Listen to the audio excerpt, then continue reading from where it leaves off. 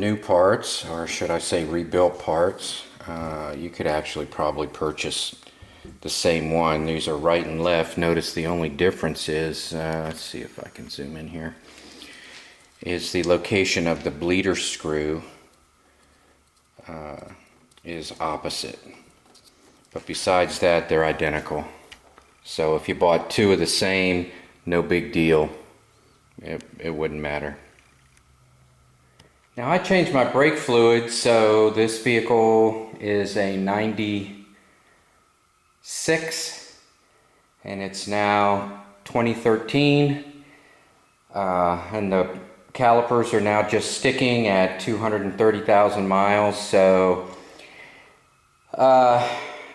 I probably gave these a little bit of life by changing the fluid. Maybe, maybe not. They can stick at any time. They can never stick.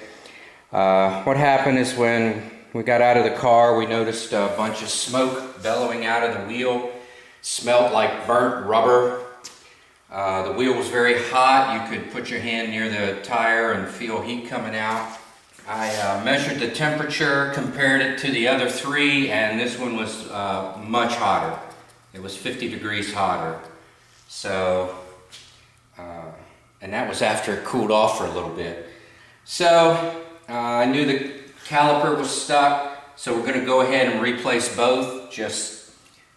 It's just smarter and easier to just take care of them both, even though the other side is fine for now. It may not be in a week.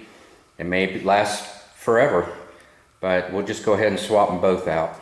So this will involve removing 3 bolts. We have the brake hose bolt, which is 9/16, and we have 2 1/2-inch bolts that hold the caliper onto the hub.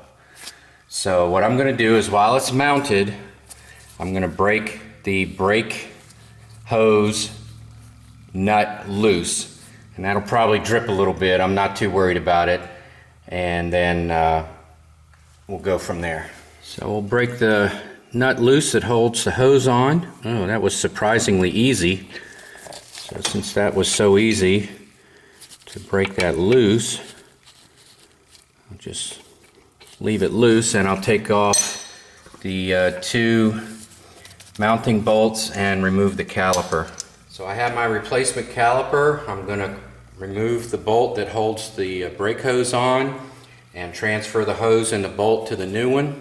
Okay, there are copper washers on the bolt, so I'll replace them. So as you can see, the fluid is not pouring out of the line, so I just have a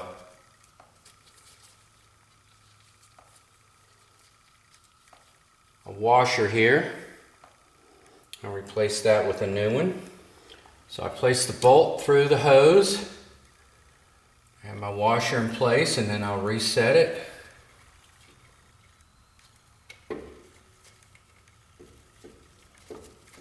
Just get it started.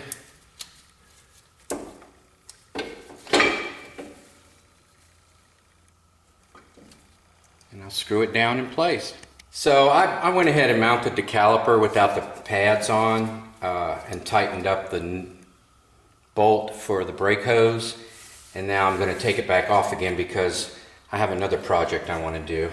So for less than $10, I purchased a parking brake hardware kit that does both sides, and what I'm going to do is I'm going to replace all of the parts and pieces on the parking brake here, all the springs and the clips. I'm going to go ahead and do that while I have it apart.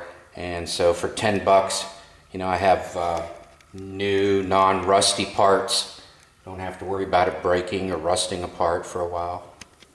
So we'll go ahead and mount the new pads on. Remember, don't be cheap, use new pads. They're not that expensive, at least on this car.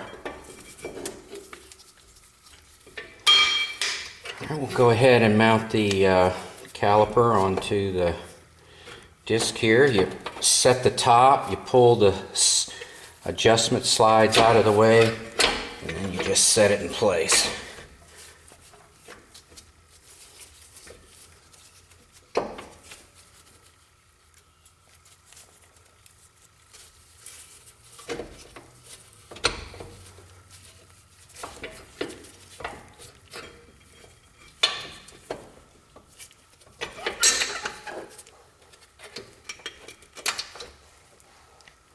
Install the 2 caliper mounting bolts, and then we'll bleed the system and we're done.